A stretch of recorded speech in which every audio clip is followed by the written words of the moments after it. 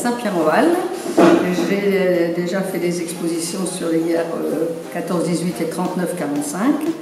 Et aujourd'hui, je viens expliquer aux enfants comment fonctionnait l'école pendant cette période.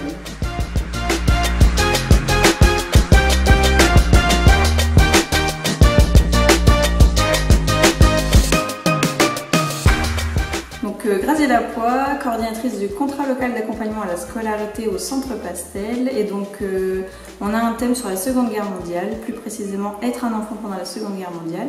Et donc j'ai fait appel à Madame Bouteiller pour qu'elle parle et explique aux enfants la Seconde Guerre mondiale.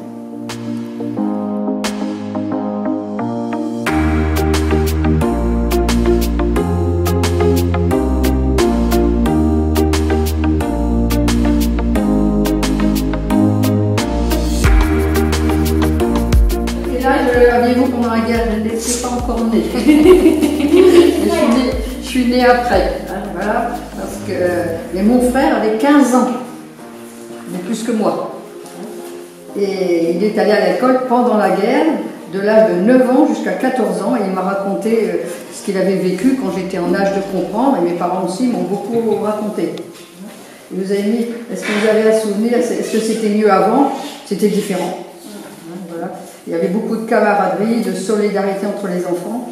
La période étant très difficile, beaucoup de privations de liberté, manque de nourriture dans la plupart des familles. Alors les enfants étaient vraiment proches les uns des autres. Il n'y avait pas de téléphone pour communiquer. Là, et puis à la sortie de l'école, les enfants jouaient ensemble, les filles à la marelle, les garçons aux billes, enfin, des jeux simples. Comme ça se passait. Est-ce que l'école avait toujours lieu pendant la guerre? Oui, elle avait lieu pendant la guerre, hein, mais donc les Allemands sont arrivés en mai, le 10 mai, ils ont envahi la Belgique. Donc après ils sont arrivés, hein, mais la défense qui était au niveau de la Brelle, la rivière de la Brelle, elle a cédé début juin, donc il y a beaucoup d'habitants qui ont évacué, c'est-à-dire qu'ils sont partis sur les routes sans savoir où ils allaient. Avec l'ordonnance de la France, ils savaient que c'était tel département qui devait les accueillir, mais nous ici, ils n'étaient pas censés arriver là. Donc, alors les premiers qui avaient soit des voitures, soit des chevaux, sont partis fin mai, hein, mais les autres qui n'avaient pas de moyens de locomotion sont partis à pied, en général le 6 juin 1940, donc pour fuir l'arrivée allemande. Et les derniers partis n'ont pas pu traverser la Seine, les soldats allemands les avaient rattrapés. Donc ils ont fait demi-tour et ils sont rentrés chez eux une quinzaine de jours plus tard. Mais les premiers qui étaient partis ne sont rentrés qu'en juillet. Donc l'école n'a repris qu'en octobre 1940. Voilà. Jusqu'au 14 juillet 1941. Voilà. Et donc là, les écoles ont été réquisitionnées. Ici, avec 2 classes, et en bas il y en avait une, enfin il y en avait plusieurs. Et donc le maire de l'époque, qui s'appelait Monsieur Émile Bouteleux, qui avait une ferme là à 100 mètres, là, il y a toujours le fils qui est là, il a fait, l'école a été faite dans sa salle à manger. Et après, pour les garçons ça. Et après, ça a été aux Fresnes, il y avait une ferme aussi, et, voilà, et les filles allaient dans la salle de catéchisme. Alors le mercredi soir, oui, les signes religieux étaient enlevés et replacé le vendredi matin, puisque c'était jeudi le catéchisme. Hein, voilà.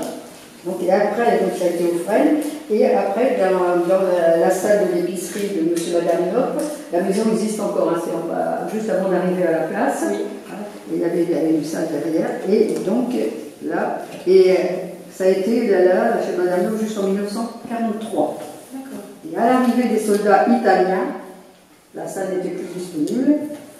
Et donc, en 1941, l'école a recommencé début novembre seulement. Et les élèves allaient à l'école une demi-journée par semaine au début, et après 3 demi-journées, et chacun leur tour, parce qu'il n'y avait pas assez de place pour tout le monde. Voilà, déjà ça. Oui, voilà.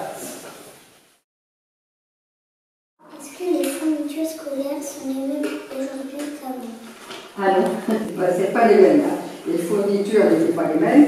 Les élèves avaient un cahier du jour qui restait dans la classe le soir, un cahier de brouillon qu'ils emmenaient chez eux.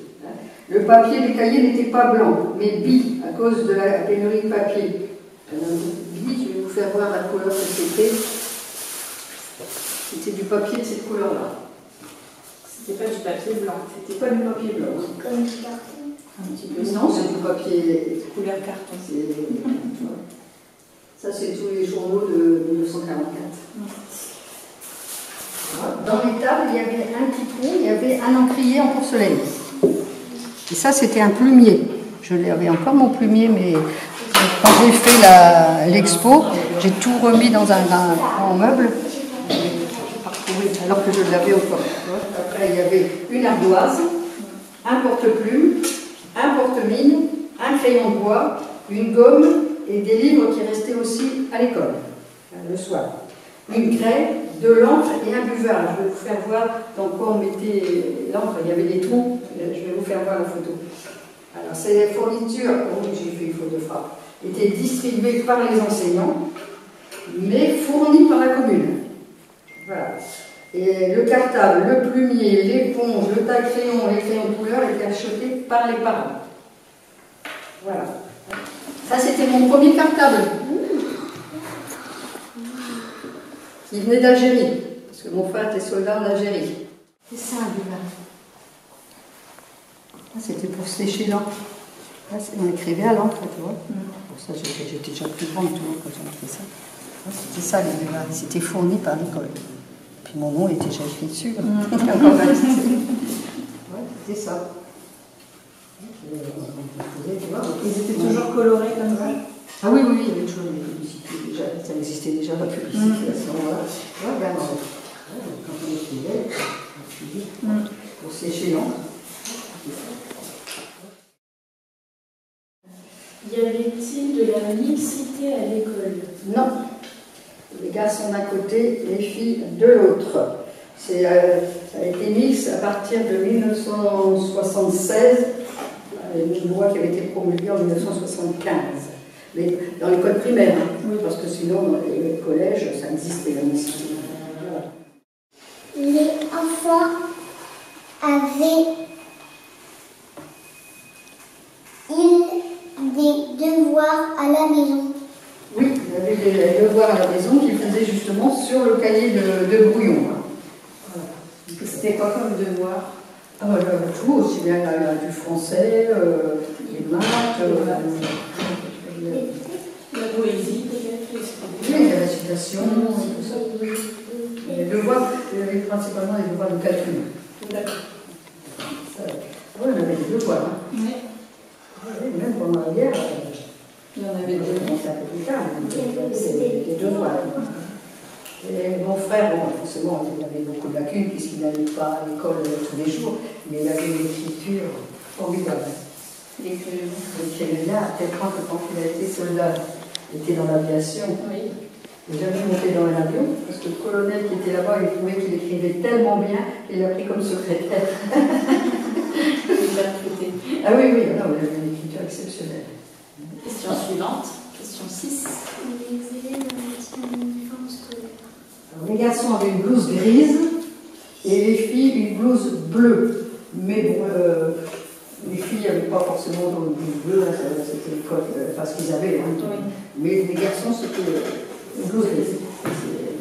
C'était ça.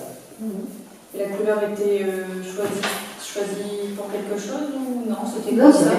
l'ordre avait été donné, que ce soit les garçons en blouse grise et les filles en blouse bleue. Mais dans les campagnes, les enfants mettaient ce qu'ils avaient. Hein. Par quel moyen de transport ils se rendaient à l'école? À ton avis, comment ils allaient à l'école? À pied, hein? Pied, oui. Hein? Et à cette époque-là, il y avait beaucoup de galoches. C'était des espèces de brodequins, il y avait des semelles en bois. Ah oui. Et c'était pas très confortable pour marcher. Et en plus, il y avait des clous dessous.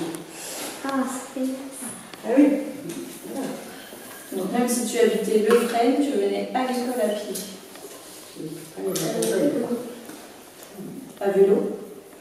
Non, tu sais, il n'y avait pas beaucoup de vélos. Le peu de vélos, les Allemands, ils se les appropriaient. Hein. Il avait une cantine et une garderie. Mais non, il n'y avait ni cantine ni garderie. Alors c'est ce qu'on disait tout à l'heure, les enfants qui habitaient au Fresnes et à la Montagne n'avaient pas le temps de repartir chez eux pour manger, parce qu'ils finissaient à 11h30. Donc, il y en avait qui avaient de la famille en Saint-Pierre, donc ils allaient manger dans leur famille, et ceux qui n'avaient pas de famille mangeaient en école. Donc ils apportaient leur repas à l'école, s'ils habitaient trop loin. Question suivante. La question 9, je crois. Ils apprenaient des choses. Est-ce qu'ils apprenaient des choses? On n'apprenait plus de chant. Si, il y avait un chant qui était obligatoire. Maréchal, nous voilà. Bon, ça se faisait beaucoup en ville, mais pas forcément à la campagne. Il y avait très peu à l'école, donc la seule chanson obligatoire, c'était Maréchal, nous voilà. Donc pas trop de poésie, pas de chant. La poésie, si, mais les autres chants. Les chants, non. Après, on a appris la Marseillaise, le chant du départ, les chants patriotiques, et puis bon, après, au fil du temps, le vivre, enfin, des chansons comme ça, mais pendant la guerre, non. 3 jours et demi par semaine, c'était plus les calculs en priorité. Oui. Alors moi j'ai une question, quelle matière y avait-il? Il y avait déjà le français, en priorité, lire, écrire, dicter, conjugaison, grammaire, rédaction aussi, et puis les poésies. Après, il y avait le calcul et l'histoire. Là, les livres étaient fournis par l'État et surveillés par le gouvernement du maréchal Pétain. Donc, et l'histoire était quand même orientée. Et il y a de nombreux instituteurs et institutrices qui ne souhaitaient pas ça, donc ils ont été démis de leurs fonctions. Nombreux. Oui. Nombreux. Ça veut dire quoi, démis? C'est-à-dire qu'ils ont été renvoyés, licenciés. Ils n'avaient plus le droit d'enseigner, parce qu'ils n'enseignaient pas ce qu'on leur demandait d'enseigner.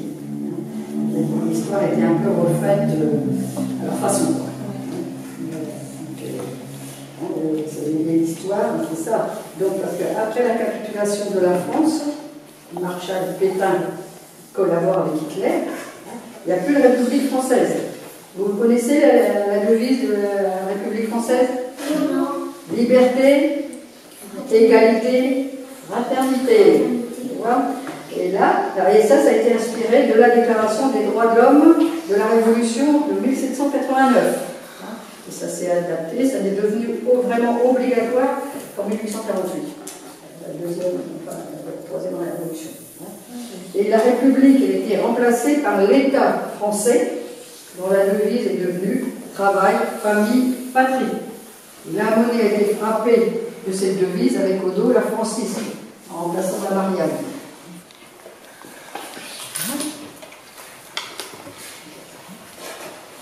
C'était 1 franc de l'époque. 1942.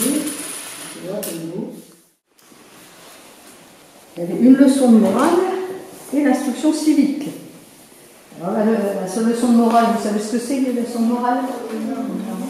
On apprenait les enfants à obéir, à respecter l'institutrice en premier, les parents. On leur disait ce qu'il fallait faire et surtout ce qu'il ne fallait pas faire. Voilà. Et l'instruction civique, ça expliquait ce que c'était la commune, les députés, les tribunaux, voilà, le pouvoir, la nation. Mais bon, c'était un peu le même style. C'était tout ce qui avait rapport avec Hitler, le nazisme, etc. Voilà. Quels étaient les jours et les horaires d'école? Les jours et les horaires, c'était variable en fonction des places disponibles. Ils y allaient chacun leur tour. Et quand il se passait un événement quelconque, il n'y avait pas l'école. Jusqu'à la fin, ça a été un peu compliqué. Donc, quand c'était à peu près calme, vous allez à l'école. Et les jours où il y avait des événements, parce qu'il y en a quand même eu des événements dans la commune, qui étaient assujettis à représailles, etc. Donc, c'était quand même compliqué. Et l'école a commencé à quelle heure le matin? 8h30. 8h30, 11h30. C'était souvent le matin. À 8h30. 8h30. Jusqu'à 11h30. Et puis, bon, quelquefois l'après-midi, c'était 1h30, 4h30. Mais il n'y avait pas d'horaire fixe. C'était bientôt au jour le jour. Hein, oui. Les dispositions ont été prises. Hein. Alors, est-ce qu'il y avait des maîtres et des maîtresses? C'est-à-dire, est-ce que par exemple les garçons avaient des hommes et puis les filles avaient des institutrices. Maintenant, tout est mélangé. Les élèves comme les mixité aussi qui est passée par là. C'était pour ça que je me souviens encore du nom de ma première institutrice. Et là, forcément, il n'y avait pas d'étage avant, j'étais en dessous. Ça, je me souviens encore de là où j'étais placée et tout. Et après, enfin, je veux dire après la guerre, les garçons montaient pour faire le cours du soir. Parce que l'institutrice, l'instituteur, c'était son mari, donc comme il était secrétaire de mairie, c'était elle qui donnait les cours les plus grands. Quoi. Oui. Donc, ça se passait comme ça. Lui était secrétaire de mairie, et elle, Madame Fimoulet, était l'adjointe du maire de mon père, enfin de mon père. Il passait un comité restreint à l'époque, tandis que maintenant les instituteurs ne sont plus les secrétaires de mairie, il y a des postes spécifiques pour ça. Voilà. Est-ce que je voulais vous montrer? J'ai dit que je vais vous montrer quelque chose. Je ne sais plus. Dans les écoles.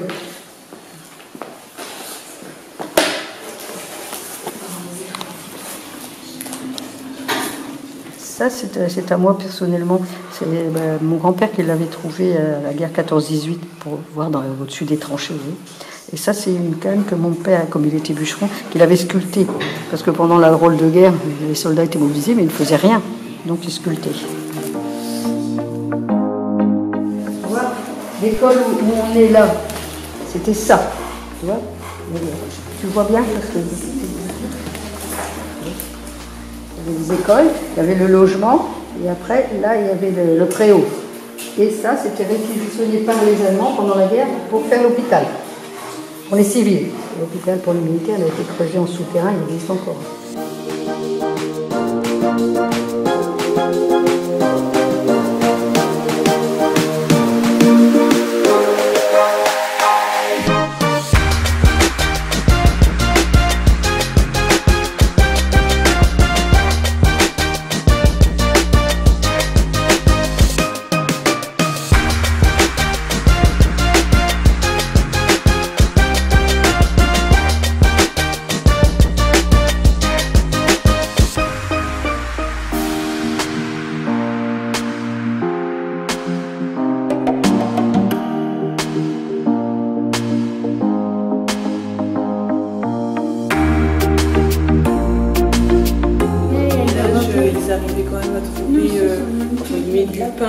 Où il fallait vraiment, ici, il y avait quand même, enfin, je veux dire, ils arrivaient à avoir un peu de tout.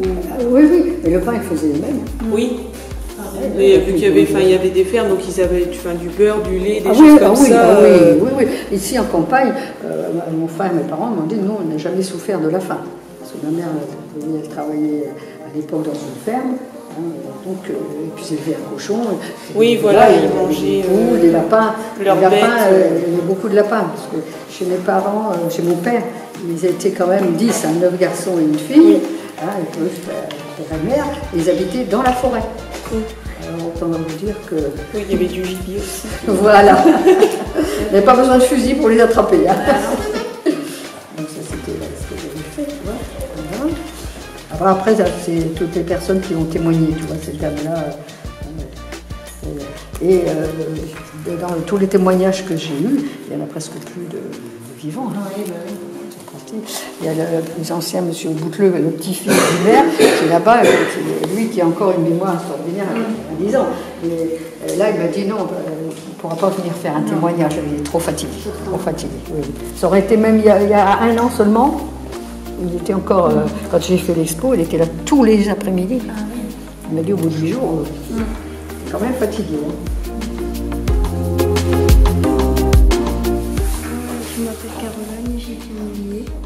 Je m'appelle Rachel et j'ai bien aimé. Je m'appelle Léon et j'ai bien aimé. Je m'appelle Léa et j'ai bien aimé. Je m'appelle Léana et j'ai bien aimé. Je m'appelle Marie-Lou et j'ai bien aimé. Je m'appelle bien aimé. Merci Madame Boutellier. Merci. fait un plaisir de vous rencontrer. Voilà. Voir des jeunes qui s'intéressent à l'histoire, c'est bien.